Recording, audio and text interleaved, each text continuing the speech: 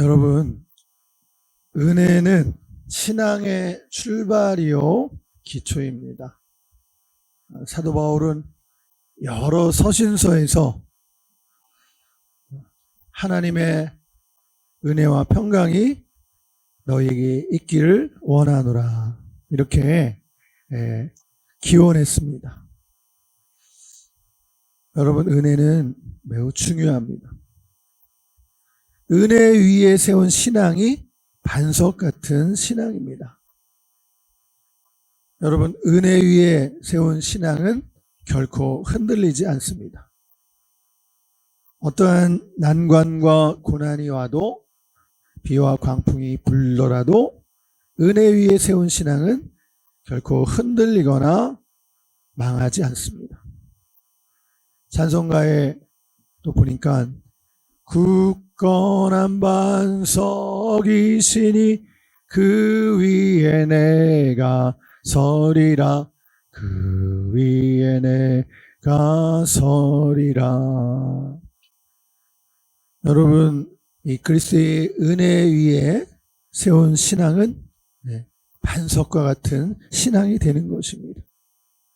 우리가 바로 그 은혜 위에 우리의 신앙을 세워가야 되겠습니다. 오늘 본문 말씀은 구원에 있어서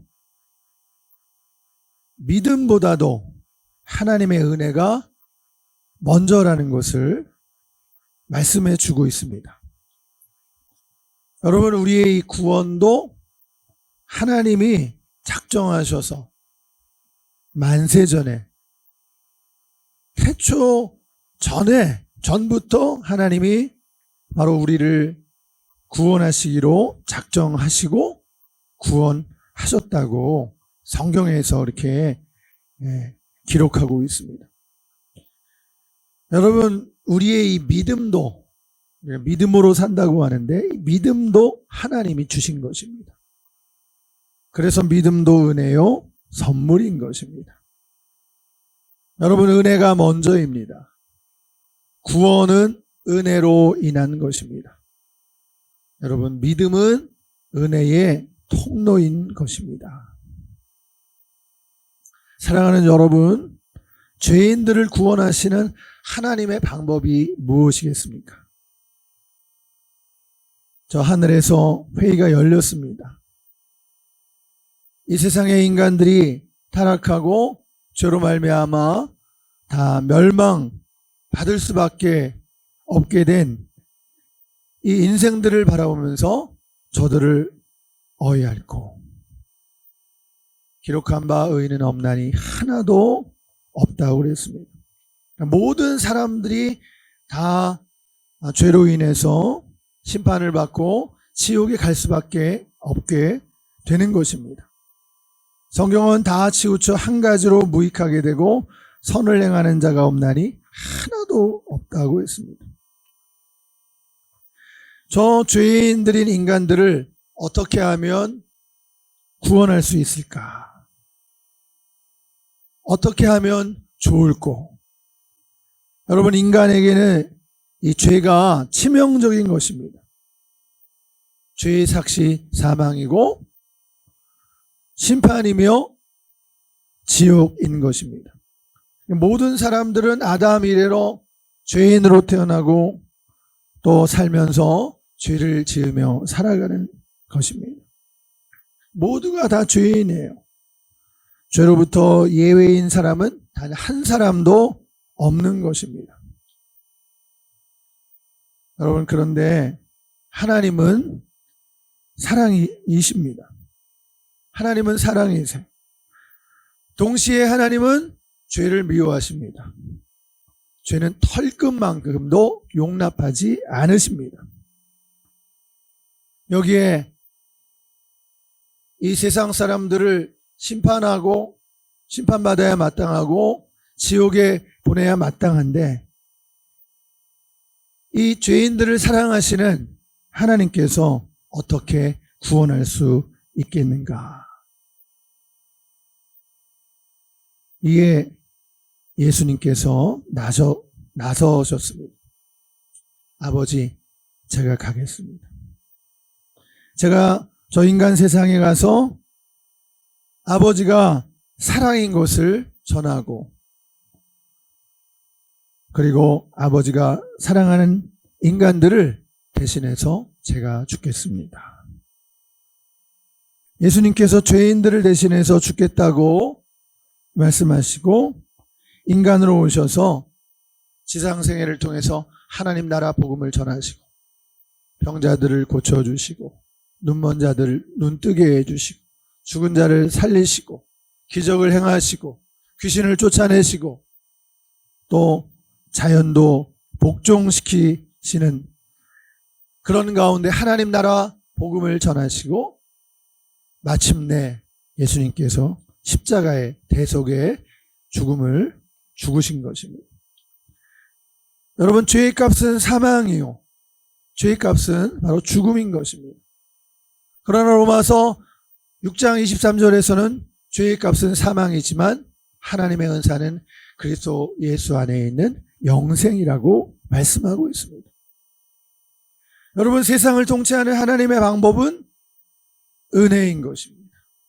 십자가입니다. 이 십자가가 하나님의 은혜인 것입니다. 이해되지 않은 이상한 방법. 십자가는 사람들이 이해할 수 없는 방법이에요. 경건하지 않은 자들을, 죄인들을 경건하게 만드시는 방법이 바로 십자가요, 은혜인 것입니다.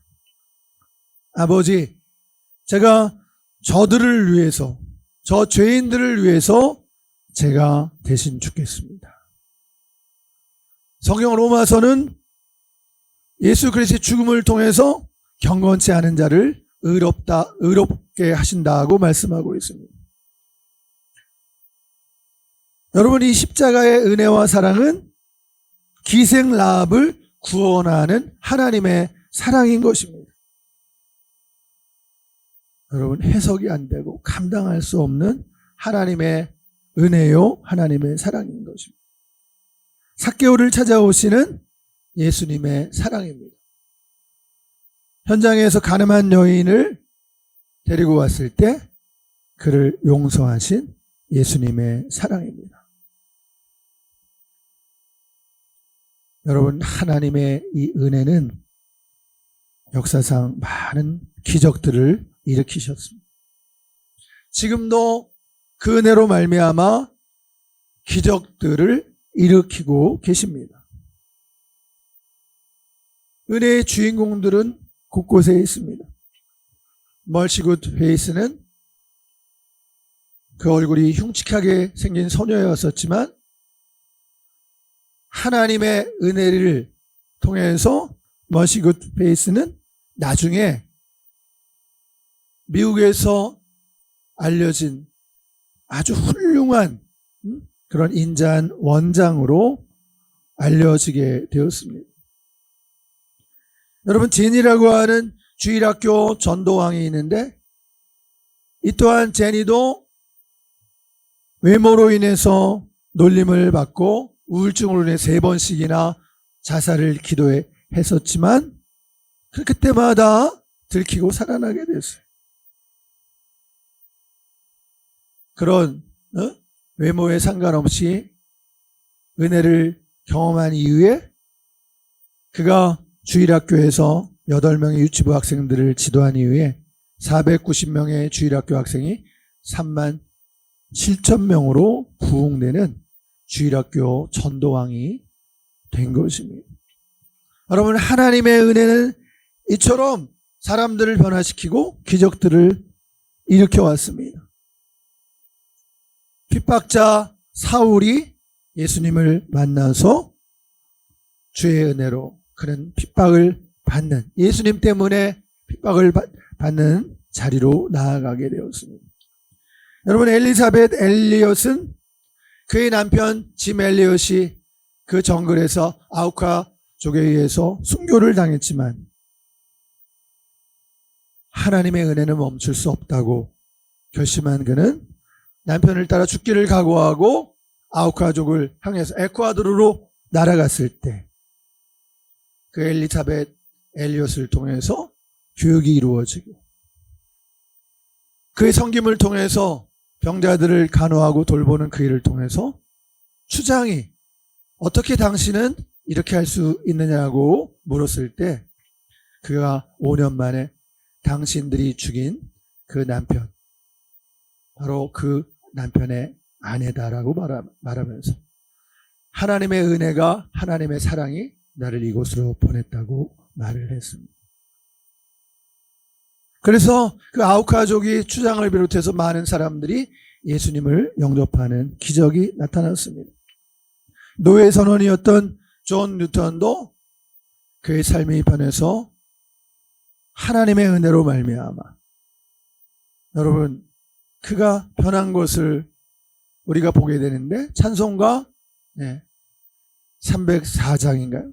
나 같은 죄인 살리신 Amazing Grace, 세계에서 가장 유명한 찬송으로 알려져 있지만 Amazing Grace는 교회가 아닌 곳에서도 공연되는 곳으로 인정받은 곡이에요.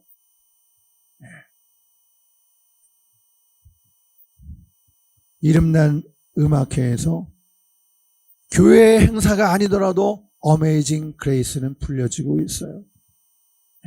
나 같은 죄인 살리신 노예 선원이었던 그가 오히려 노예 인권을 위해서 노예 해방을 부르짖고 나중에 하나님의 은혜를 깊이 전하는, 수많은 사람들에게 전하는 그러한 영국의 한 교구의 목사로 그의 말년까지 예수님의 그 말로 표현할 수 없는 하나님의 은혜,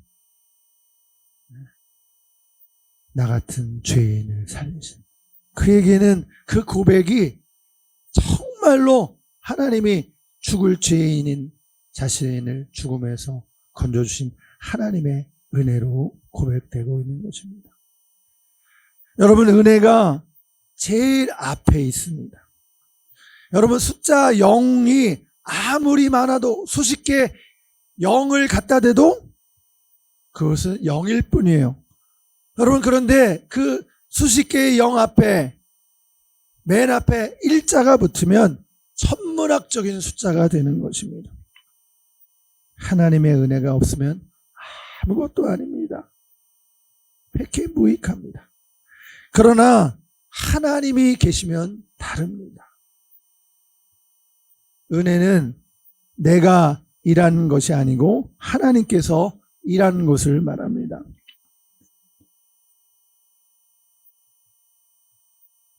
세상에는 우리 나라에도 우리 교회에도 가정에도 하나님의 일하심이 도처에서 나타나고 있어요. 하나님의 일하심은 사람들이 하는 일과 비교할 수 없는 하나님의 일하심, 이것을 우리가 은혜라고 말하는 것입니다. 찾아오심이에요. 여러분, 하나님이 우리를 찾아오지 않고는 우리가 하나님을 만날 수가 없어요. 예수님을 믿을 수도 없는 거예요. 그래서 전도를 하는 게 아니라 사실은 하나님의 은혜로 믿게 되는 것입니다. 그리고 내가 전도하는 것이 아니라 하나님이 나를 보내시는 것입니다. 우리 서울 동로에 영세교회라고 있는데 그 교회를 세우신 김종수 목사님, 그 김종수 목사님이 유명한 것은 어린아이에게도 존댓말을 하세요. 그리고 천국방언을 많이 사용하시면서 퍼뜨렸어요. 사랑합니다, 미안합니다, 죄송합니다, 잘했습니다, 얘야 괜찮다, 내 탓입니다. 이런 천국방언들을 많이 퍼뜨리신 그 김종수 목사님 세운 영세교회, 그곳에 그 최대용 장로님이란 분을 제가 이렇게 우연찮게 잠깐 만나서 짧은 시간이지만 간증을 듣게 되는데, 그분 건축 설계사세요. 근데 그분이 영세교회를 갈 입장이 아니었대. 자기 동네가 다르기 때문에. 그런데 이렇게 몰아가셨다고 고백을 하더라. 그래서 찾아간 게 영세교회예요.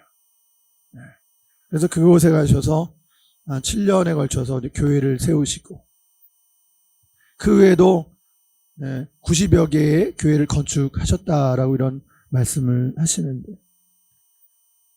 그분을 몰아가신 분이 누구겠어요? 성령님이죠.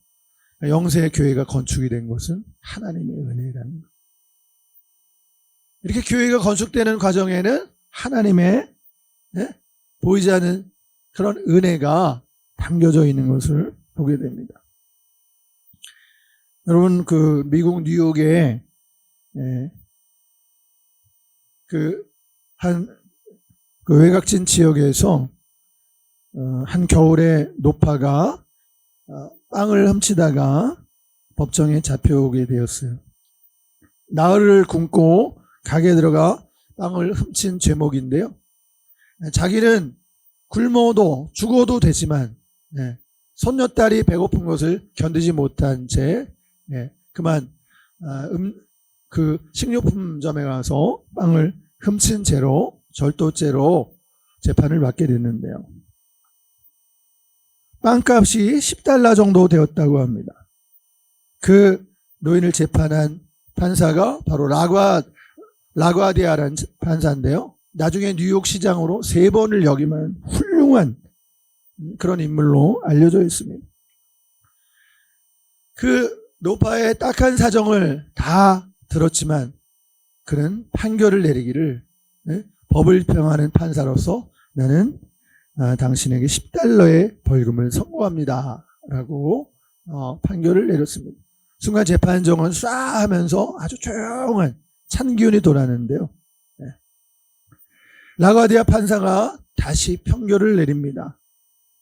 이 노인이 이렇게 어려운 삶을 살게 된 데는 이 비정한 도시에 사는 우리가 가난한 사람을 돌보지 않는 데 있습니다.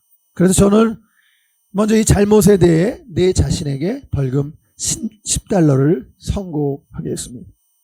그리고 이 법정에 온 모든 참석자도 함께 잘못을 저질렀으므로 각기 5센트의 벌금을 선고합니다. 여러분, 그리고 모자를 돌렸더니 어느 누구도 군말 없이 벌금을 다 냈다는 거죠. 나중에 헤아려 보니까 $57 50센트. 그 노파가 벌금을 내고도 남은 돈을 가지고 돌아갈 수가 있었어요. 훈훈한 판결이 행해진 것입니다. 여러분, 이 이야기는 하나님의 마음을 그대로 보여주고 있어요. 여러분, 하나님의 구원이 이와 같습니다. 모든 사람들을 사랑하시는 하나님. 그런데 죄는 털끝만큼도 인정하시는 그 하나님. 그러니까 모든 사람은 죄로 인해 사형을 언도받는 거예요. 죄의 값은 사망이기 때문입니다. 죄의 값은 사망이라고 말하고 있잖아요. 그런데 하나님의 아들 예수님이 십자가에 대신 죽으심을 통해서 우리 인간들을 구원하신다는 것입니다. 이것이 바로 은혜, 하나님의 은혜인 것이에요. 오늘 우리는 이 복음을 받은 교회의 성도들인 것입니다.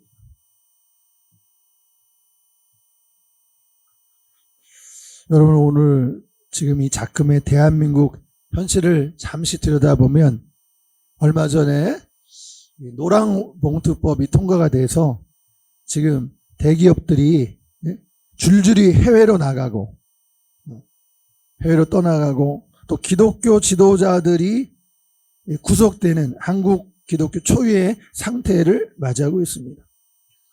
여러분, 극동방송 김장한 목사님, 여의도 순복음교회 이영훈 목사님이 사택에서 압수수색을 받았어요. 지금 종교 탄압이라고 말들을 합니다.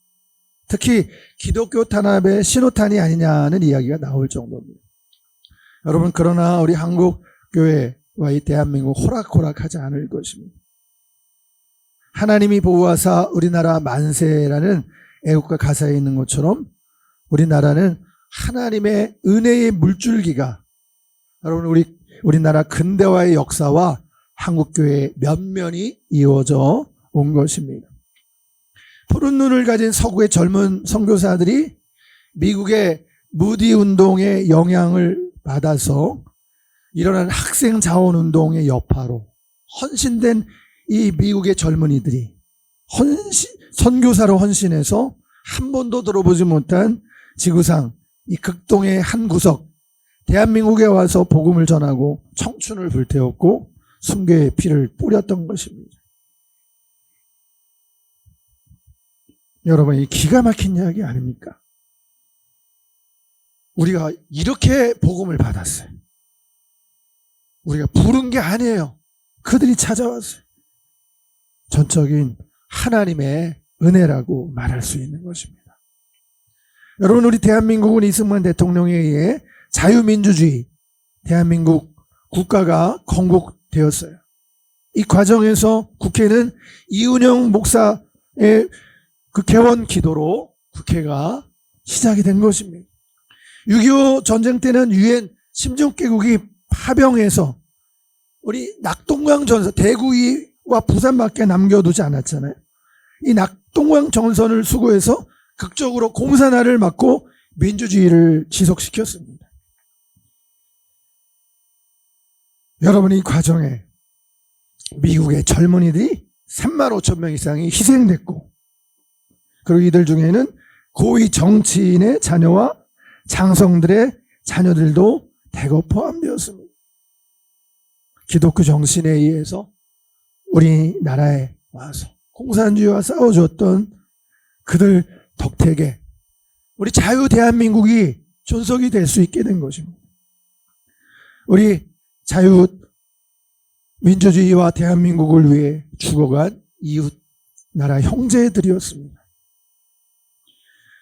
오늘 우리 기독교 인사들의 수색이 이루어지고 나라는 공산주의 망령으로 자유민주주의 체제에 위협을 가하고 있지 않느냐는 심한 염려 속에 우리 대한민국은 정쟁과 정치적 보복의 광풍에 휩싸여 있습니다.